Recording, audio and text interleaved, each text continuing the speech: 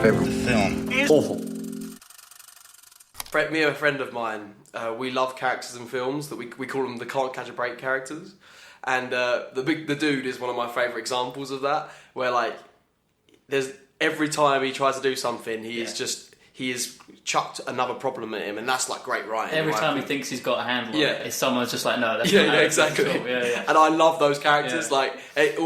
And this is obviously the comedy comes out of the fact that he's getting thrown so many like situations thrown at him. It always reminds me a little bit of the Scorsese film After Hours, right? Where it's like the comedy of it is like how ridiculous all these obstacles get, like even more elaborate every time it's chucked in front of this character. And he's just completely lost it. Yeah, exactly. And and that's what I enjoyed about it. This is one of the tough ones where it's like this reviewer obviously didn't connect with that the same way me and Sean did. But what I love as well is that even when he sort of gets it right, even when he makes a good effort or has some piece of evidence or has a good idea, like when he's in the Jackie Trehorn's beach house and he finally, does a bit of good detective work by scribbling on a piece of paper. It's a dick drawing. Yeah, it's like, really good. Oh great, the one good movie he's made or a movie that's completely useless. It's so true. Yeah, or when he's in... That's so true. That's one of the best gags. When he finds Larry Seller's homework and him and John Goodman go to his house and start shouting at him and it's like he has this piece of evidence, like this is like definitive evidence, but he's just like shouting into the void, it doesn't matter.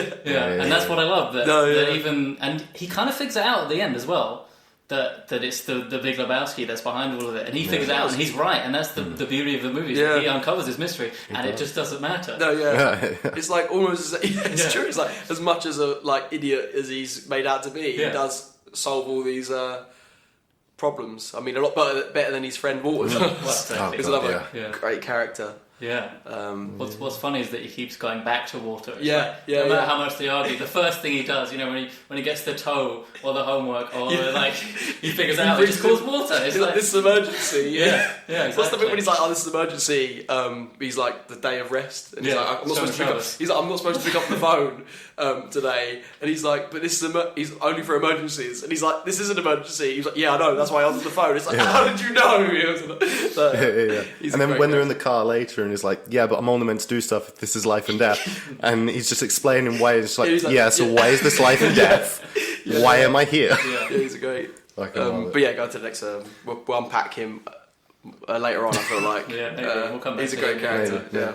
Okay, so Boris Proley, it's a half-star review, by the way. It's even half-star out of 5. So that's a cult movie respected by so many, huh? Well, I watched it for the first time this Christmas. Utter crap. Dialogues and the main motive of the film, they piss on his rug, are incredibly idiotic. Characters in the film are complete idiots, and if you ask me, the Coen Brothers are also fucking idiots. Personally, I wouldn't let them filming not even the wedding videos. Untalented morons. Fuck. I really hate this film. Fuck. I couldn't even put it on bottom of IMDb because it's more stupid than the movies that are on that scale. Dreadful crap. Fucking crap. Great. I mean, I think he should have been the screenwriter. He should have been. He can do better. I think that's such eloquent prose. I mean, the way you wrote that was pure Shakespeare, really. Yeah, it's beautiful. What I also love is, how he says that he watched it for the first time this Christmas? He uploaded this review on Christmas Day. Yeah? He watched it for the first time and immediately was like, I hate this film so much, I need to separate myself from the family and the joy of this season to write a negative review. Yeah. You just felt that passionately about it and needed to vent. I will say that this film, it's a long time ago, but I don't think the first time I saw it I was like, this is a masterpiece. I probably found it quite confusing and I think it really does reward multiple viewings because it's all in the detail and the lines of dialogue that you miss, and it's just it's so. I understand that the hate it would get if you watch it for the first time and you don't really quite get it. I think it's a bit much to call the Coen Brothers stupid. Yeah. I mean, that's a bit much, but it's tough because like you said, I can get why someone would like it at first watch because there's a lot of things where they kind of break the rules, like the fact that the narrator is also in the movie. That's great. Which is I love that. which is I just brilliant. love it, yeah. But when you He first just watch it, you're like, summing "What?" At the end, it's just so great. It's like, well, this is It's just like- this is what happened. I think it's pretty good. There you go, guys. There you go. Yeah, I hope you enjoyed it. So I get that it's like no film you've seen before, but I mean that's one of the reasons why Well, it's such great. a distinctive vision. Vision and style to Like, it. it's It's just there's nothing else like it. No, there really isn't. Yeah. I think the argument that the characters are stupid. I mean, there's some argument to be made there, but I don't think they're all kind of really flawed. They're all kind of losers. Yeah. Even the Big Lebowski, he's really vain. It turns out that he doesn't have as much money as he's claiming to. Everyone's got their problems, but they're kind of lovable in a way. They're just trying to, dude just wanted his rug back. Yeah. That's so relatable to me. You just want a rug. That's a great starting off point. It's this, he just gets his rug peed on. It's like, come on, so good. this is the greatest injustice. Really. Yeah. It's a great. I feel like you're intrigued straight away for me because it's like this guy who's a loser is got confused by a rich person who's named by the same name as him. Yeah.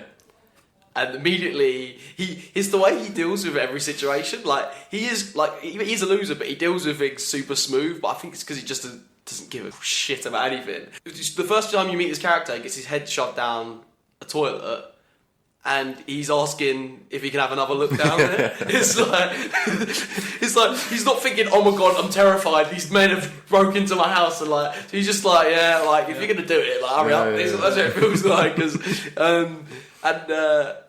But I feel like the film is a comedy.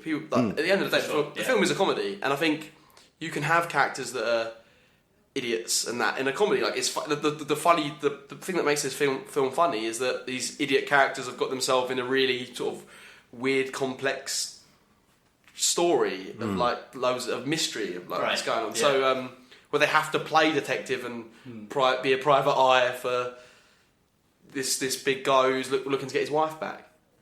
So I think that's kind of part of the film, and I think that's personally what I think makes it funny for me. Absolutely. I think the character with the best arc is the dude's car.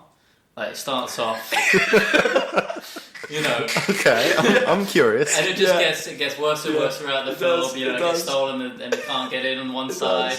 Then it gets smashed up, and then at the end it just gets burned Set by on fire. knives, and it's just what better? No. And it's a classic Coen Brothers narrative of just something getting worse and worse and worse exactly. until it's just gone. Yeah, it's just great writing because it's like he's everything that he has, the dude, which is not much. He's taken away from him by the end of the movie. Yeah. He loses his best friend. His car gets destroyed. He loses his rug. It gets smashed up. His house gets smashed up. Everything he could have possibly not wanted in his life happens. I mean, then you find out he's going to have a child. It's a great. It's great. All this has happened, but it's a little. At least he's going to have a child. So that's something. Little bit. Jeez. But I do feel that there's a common criticism of this film that the events are so inconsequential to the dude, and I think there's an argument to be made there. I will say that Donnie's death probably negates that because it shows that there was a real cost to this, and I think that it's easy to see it as a frivolous series of adventures that the dude learns nothing from, but I don't see it that way. I don't see it like that. It kind of reminds me of that quote. I think John Lennon said it, where it's life happens when you've got shit planned. He says something like that. And I feel like that's what this movie is. Is was that in Yellow Submarine? Yeah. I think so. I don't know. Yeah. He says something like that, and I feel like that's this movie is this passive sort of protagonist who has things happening to him, but it's how does he react to it, and how does he overcome these sort of obstacles? Absolutely, it's and how he does it in the most dude way ever, his character, and I think that's what makes it himself. Exactly, but it's interesting. And that's an interesting thing actually to bring up. Would you say he has an arc in this film? Because his life's definitely different. Because I would argue that Walter has the arc in the film. Potentially, yeah. And yeah. I mean, I've already argued my case for the dude's car, but Oh yeah. Okay, on the topic of arcs. Yeah, I would. No, I would. If you said the dude doesn't have an arc, I could listen to that. I could agree with that His life's definitely different by the rest, for sure.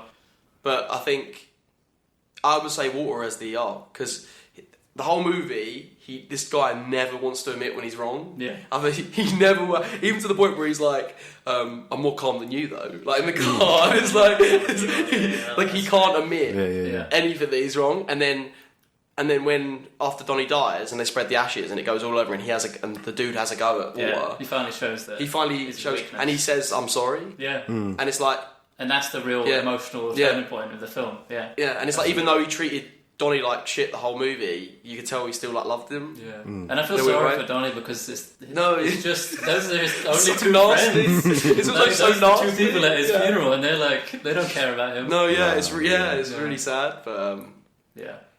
No. Yeah, no, I think it's got a real balance. It's funny and it's sad as well. It's genuinely sad. Like when Donnie dies, it's like, oh, like it justifies the events of the film. I think. By having that because it shows the consequence. No, yeah, you're right. Yes, you're right. Yeah, it's a good point.